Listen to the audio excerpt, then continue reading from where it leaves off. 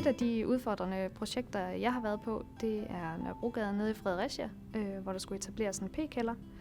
Oven på den her p-kælder, der skulle der lægges asfalt, i forbindelse med, at der også skulle være parkering heroppe. Vi var lidt udfordret af, at vi skulle kende den eksakte last, men så kunne vi i samarbejde med entreprenørerne og bygherrerne ude på pladsen komme frem til, hvad det skulle være for en asfaltudlægger, og dermed komme frem til den eksakte last.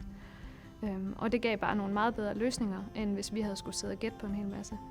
Der er ingen grund til, at folk går rundt og har de samme problemer eller udfordringer på projekter, så derfor så forsøger vi at vidensdele i vores faggrupper, hvor det er, man kan fortælle om de udfordringer, man har haft, og forhåbentlig kan andre lære af det. Og vi forsøger også at hjælpe hinanden ved at snakke sammen ved skrivebordene og sige, jeg har den her udfordring, har du prøvet det før? Så det er, at vi ligesom får brugt hinanden. I et udfordrende projekt som det her, der synes jeg, der er god læring i, at man skal måske ikke altid løse alle problemer bare inden for kontoret af.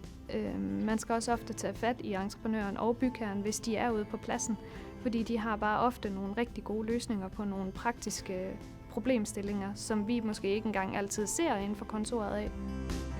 Selvfølgelig er det altid sjovere, at der er noget udfordring i det, og man får også ofte udvidet sin horisont for nogle problemer, som man ikke kendte i forvejen, som man så også skal finde en løsning på, som gør, at man måske skal snakke med en helt tredje part.